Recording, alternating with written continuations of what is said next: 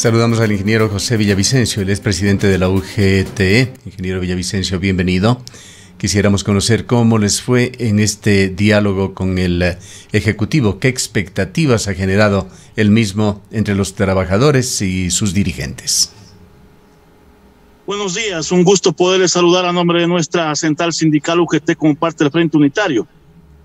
Una reunión frontal, confrontativa, donde se dejaron, yo diría, sentadas las posturas de parte y parte, las necesidades y demandas que hemos venido haciendo desde el Frente Unitario en bien de los ecuatorianos, y luego de un gran debate de aproximadamente más de 4 horas, se llegaron a consensos en 2 temas que para nosotros y para el país son muy importantes. La primera, obviamente, es una mesa en el tema laboral, donde partiendo de la propuesta que presentó el Frente Unitario el 20 de octubre a la Asamblea y la propuesta que entregará el gobierno, buscamos entregarle al país un nuevo código orgánico del trabajo.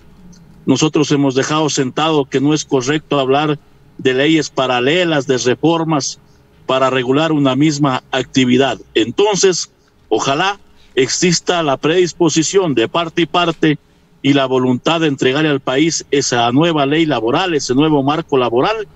Y en línea vamos a trabajar. Ha designado el presidente Lasso al señor Diego Ordóñez, responsable de esta mesa, acompañado de los asesores, incluido el ministro del Trabajo. Y aquí solo aspiramos de que a la verdad posible se convoque a esa primera mesa. Y también la otra mesa es el tema de la seguridad social, que es otro punto que los ecuatorianos, los trabajadores, hemos venido planteando. Y obviamente también hay otros temas donde que no se llegaron a acuerdos y que seguiremos debatiendo, y también nosotros haciendo uso del derecho a la resistencia. Ustedes, los trabajadores, los dirigentes, me refiero, se quejaban de falta de oportunidades para dialogar con el gobierno. Incluso comentaron varios dirigentes en entrevistas con este medio de comunicación que, por ejemplo, en polémicos proyectos que envió el gobierno, no se había hecho una consulta, las mesas de diálogo que se habían anunciado no funcionaron, por lo menos no fueron llamados los sectores laborales. ¿Se ha solventado, se ha mejorado esta situación de diálogo con esta reunión, señor Villavicencio, sobre todo en cuanto a lo que se viene? ¿Estas mesas de diálogo serán realmente un espacio de apertura y de buena comunicación? ¿Qué sintieron ustedes a partir de esta reunión del miércoles con el presidente? Bueno, siempre uno a veces sale con perspectivas, pero también sale inconforme, y obviamente eso es lo que sucedió, porque el gobierno tuvo una postura al inicio de la reunión no adecuada, no correcta, y que casi no se da la reunión. Sin embargo, pudimos bajar a las aguas, si cabe el término, de parte y parte, y seguir dialogando. Entonces, más allá de conocer las posturas de parte y parte, se llegaron a estos 2 consensos. El tema de la mesa de seguridad social también es muy importante. Hay que discutir el tema de la deuda del gobierno. Él ha planteado de que se transparente esa deuda y estaría estableciendo un plan de pagos. Se ha referido a la no privatización del IES. Nosotros le hemos dicho, le tomamos la palabra y vamos a estar vigilantes. Hay que elegir este consejo directivo del IES. Hay que hablar de la nueva ley de seguridad social, pero obviamente nosotros también hemos dejado sentado nuestra postura. Trataron, señor Villavicencio, en esta larga reunión sobre algo que es muy importante. Se tejen diversas cifras en cuanto al dinero que debe el gobierno al Instituto Ecuatoriano de Seguridad Social, algunas deudas directas por compromisos incumplidos, y allí también hay que incluir las inversiones del gobierno, inversiones del IES, perdón, en papeles gubernamentales. ¿Cuál es la cifra consensuada, si es que se discutió este tema, que debe el gobierno nacional al Instituto Ecuatoriano de Seguridad Social? O en otras palabras, ¿cuánto del dinero de los afiliados del IES se encuentra en manos del Estado ecuatoriano? A ver, partamos de las mismas cifras del estudio actuarial que ha entregado el Instituto Ecuatoriano de Seguridad Social a finales del 2021. Ahí se establece que el 40% la deuda es de 3.400 millones de dólares. La deuda de salud alrededor de 8.200 millones de dólares. Y hay un aspecto que usted muy bien lo ha señalado, el tema de los papeles. que bordean los 8,000 millones de dólares que ha entregado el Estado al IES en bonos. Y entonces eso el IES no lo considera como deuda. Nosotros hemos dicho, a ver, presidente Cepeda, mientras en el IES exista únicamente papeles y no los recursos efectivos, sigue siendo deuda. Y por eso es de que la deuda global llega a los cerca de 20,000 millones de dólares. Pero más allá de precisar las cifras que son públicas, que están ahí en los estudios actuariales, es fundamental el tema de ese plan de pagos que debe hacer el gobierno tanto para estos tres aspectos: la deuda global, la deuda de salud y el 40%, porque el mismo estudio actuarial señala de que si el gobierno cumple con ese 40%, se estaría garantizando las pensiones jubilares hasta el 2043. No lo dice José Villavicencio, no lo dicen los trabajadores, lo dice el mismo estudio actuarial del IES, en los peores casos hasta el 2039.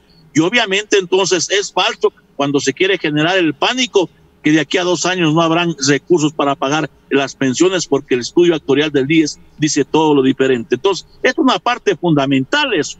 Y lo otro, obviamente, elegir el consejo directivo del IES, porque hay un directivo del IES prorrogado de 12, 10 años respectivamente, cuando la ley nos habla de 4 años. Y tercero, esa nueva ley de seguridad social que es fundamental. Nosotros hemos dicho, presidente, a ver, el IES hay que rescatarlo de esas mafias, de los corruptos y de los gobiernos de turno, sea cual sea, y ponerlo al servicio de los verdaderos dueños. Y entonces aspiramos de que esa mesa también camine, está a cargo del señor Francisco Cepeda. Nosotros predispuestos a trabajar. Hemos entregadole ya al presidente Cepeda la propuesta que tenemos en el tema administrativo y en el tema económico, y aspiramos entonces trabajar en estas dos mesas que son muy importantes para el país.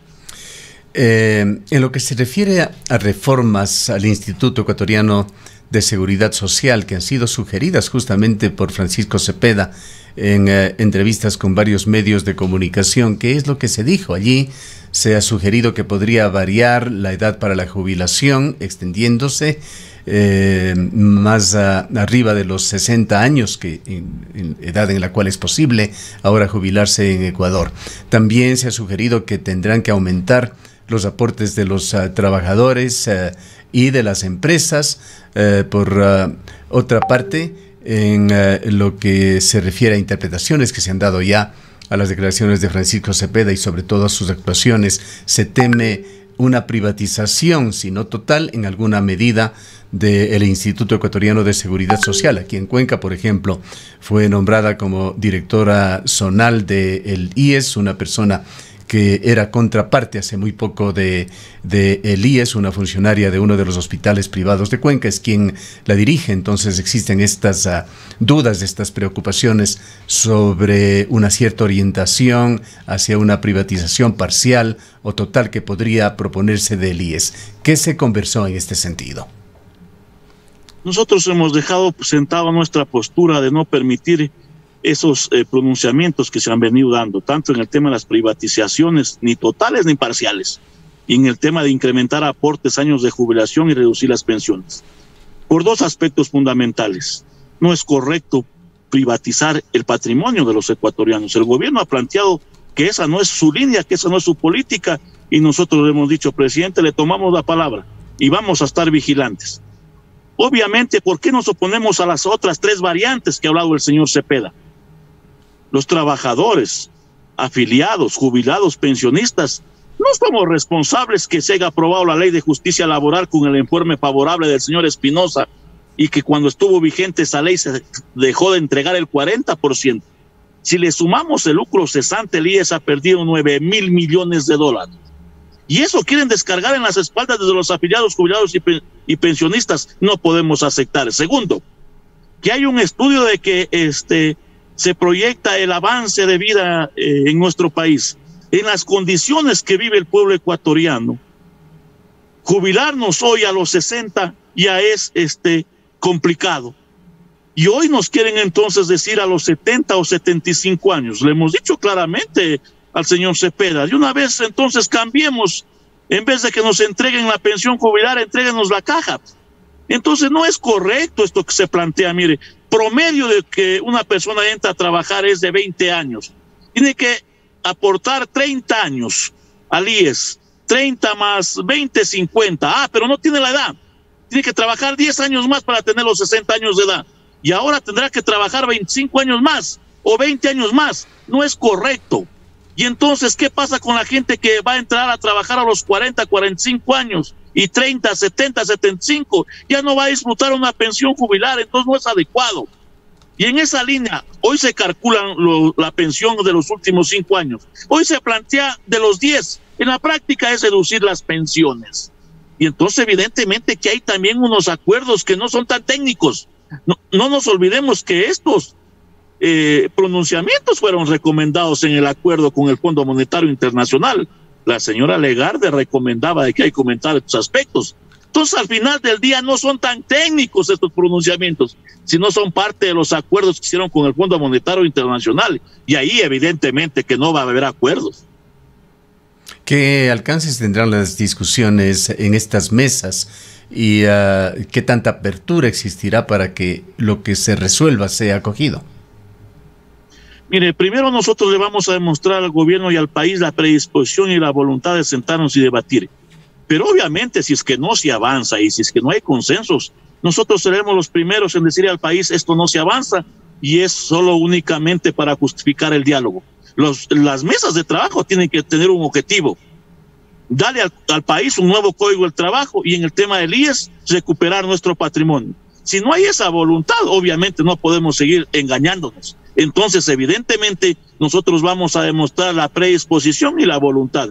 La propuesta del código está entregado, la propuesta del IES en el tema administrativo, en el tema financiero está entregado y entonces vamos a trabajar en ello. Ya dependerá del gobierno que convoque la primera reunión para atizar la cancha, si cabe el término, establecer la metodología y empezar a trabajar. No conocemos la propuesta de reformas al código o nuevo código que están presentando los trabajadores. ¿Puede usted describirnos en términos generales de qué se trata? ¿Cuáles son los principios fundamentales que ustedes están defendiendo, por ejemplo, ante la propuesta gubernamental de esencialmente mantener el código de trabajo para quienes están empleados ahora en Ecuador, pero de poner en vigencia un nuevo código, un nuevo marco referencial para nuevos trabajadores? Unos 3 aspectos fundamentales. A ver, primero, yo creo que debemos entender el principio de la progresividad de las normativas. Eso no lo dice José Villavicencio, lo dice la Constitución. Segundo, con ese principio hay que entender que el trabajo es parte de los derechos humanos. Y tercero, evidentemente de que hay que entender de que no podemos tener varias leyes para una misma actividad. Y entonces la propuesta del jugo, nosotros hemos dicho, es una propuesta dinámica, moderna, que garantiza seguridad jurídica hasta el mismo empleador. Y obviamente establecemos en pleno empleo el tema de salarios dignos, el derecho a la organización, a la contratación colectiva. Estamos planteando un código incluyente, sin discriminación, como dice la Constitución, por razones de etnia, religión, sexo, etcétera. O sea, un código que regule a quienes hoy no tienen esa protección, de quienes hacen los trabajos de entregar alimentación, productos, medicina, etcétera, etcétera. A diario se ven accidentes de estas personas trabajadoras y ni siquiera tienen protección, ni siquiera tienen seguridad social. Entonces, evidentemente que en esa línea se enmarca nuestro código del trabajo. Estamos planteando el tema de la jubilación patronal, de que sea consecutiva, de que si una persona trabaja 5 o 10 años, sea en una empresa pública y privada, sea sumada, y que cumpla los 25 y tenga este derecho, que desde el primer día se entregue un porcentaje al Instituto Ecuatoriano de Seguridad Social para que se garantice tanto la pensión del IES como la jubilación patronal, que son 2 aspectos fundamentales. Entonces, evidentemente, nosotros enmarcados en ese principio de progresividad y el respeto de los derechos individuales y colectivos de las personas trabajadoras, se ha enmarcado nuestra propuesta. Hay sin duda brechas grandes con lo que propone el gobierno que busca una mayor flexibilidad para hacer más atractiva la inversión extranjera y sobre todo ese gran propósito de dar plazas de trabajo, así sea a tiempo parcial, a una gran cantidad de ecuatorianos que se encuentran en la desocupación. En este tema, ¿Cómo piensan, por una parte, acortar esas brechas entre lo que piensa el gobierno y lo que proponen ustedes en este código que usted nos ha descrito, por lo menos a nivel de principios generales? ¿Y qué expectativas se tienen de llegar a puntos de encuentro? Mire, todos vamos a coincidir que una necesidad de los ecuatorianos es la generación de empleo. El debate y la discusión está en qué tipo de empleo le queremos dar a las personas trabajadoras.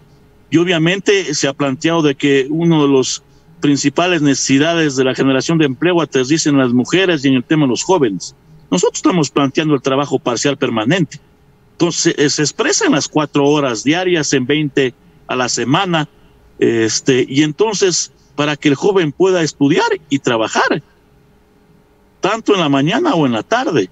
Entonces es un aspecto fundamental.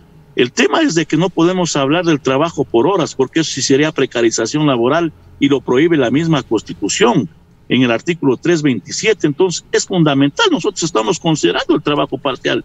El tema del teletrabajo que debe ser normalizado. Mire, la pandemia nos demostró que es un aspecto fundamental, pero también ahí hubo explotación laboral en época de pandemia porque no se respetaba el horario de la mujer trabajadora a través del teletrabajo. Tenía que hacerlo durante el día, la noche, etcétera, etcétera. Entonces tienen que regularse estos aspectos que nosotros lo estamos planteando en nuestro proyecto de código del trabajo. Entonces, evidentemente, que nosotros decimos fortalecimiento de la economía pasa obviamente por entender de que hay que garantizar la estabilidad y salarios dignos a las personas trabajadoras. No cabe aquí ese planteamiento de que es preferible tener algo a no tener nada. Entonces, así no se fortalecen las economías. Miren, el vecino hermano de Perú establecieron una reforma donde, entre comillas, se flexibilizaba las condiciones laborales para generar empleo. Y resulta que hay el 80% de hermanos peruanos que están en la precarización, en el subdesempleo. Entonces, decir que el Código del Trabajo es rígido, por eso ahuyenta las inversiones, me parece que no es un planteamiento real. De pronto ahuyenta porque tiene derechos y quieren invertir donde les permitan precarizar y flexibilizar las condiciones de vida de las personas trabajadoras, y obviamente que eso no es adecuado. Terminemos, señor Villavicencio, con una visión suya y que esperamos refleje el sentir de los trabajadores de las organizaciones sindicales sobre la ley de inversiones que está ya bajo análisis en la Asamblea Nacional. El gobierno señala que esta se sustenta en 3 ejes. La una tiene que ver con las asociaciones público-privadas que esperan incentivarse en el Ecuador. Otra de la que se ha hablado es la creación de zonas francas, con una alta intervención en sus procesos organizativos del sector privado, y se ha hablado también de una urgente transformación digital en Ecuador. Obviamente que es un tema donde no hay acuerdos con el gobierno. A ver, primero él dice que no van a haber privatizaciones, pero aquí se disfraza las privatizaciones de concesiones. Primero, las zonas francas en nuestro país ya existen desde 1993, si no me falla la memoria, y no han generado empleo en el país, no han generado empleo. Segundo, el tema de el público-privado. Ahí lo que usted un poco ponía el ejemplo de la representante en el IES. El ministro de Trabajo dice que quieren privatizar en los hechos hasta la salud, la educación, y eso es entonces absurdo a través de este planteamiento público privado. Entonces, evidentemente que existe una gran preocupación. ¿Y cuál es el mensaje? Vamos a atraer la inversión en el país. Y me parece que entonces lo que se busca es, a través de este elemento, privatizar las instituciones del Estado con este principio de a través del público privado y las zonas francas. Y entonces tenemos una gran preocupación. Y obviamente que la preocupación se suma cuando, mire, estamos, si no me falla la memoria, hoy 5 de marzo. La Asamblea tiene hasta el 22 de marzo a tratar esta normativa, pero ni siquiera ha empezado a tratar porque está en la discusión interna de la Asamblea. Y entonces, ¿acaso es un juego de la Asamblea para que vuelva a entrar este proyecto de inversión a través del Ministerio de la Ley, entonces evidentemente que hay una gran preocupación no únicamente de los trabajadores, sino de varios analistas que han planteado que la ley de inversiones es un tema muy complejo, planteada por el presidente Lasso a la Asamblea Legislativa. Bien, queremos agradecerle, señor Villavicencio. Gracias a ustedes, buenos días. El ingeniero José Villavicencio es presidente de la UGT y estuvo en este diálogo con el presidente de la República, en el cual participaron varios dirigentes laborales el día miércoles de la semana que termina.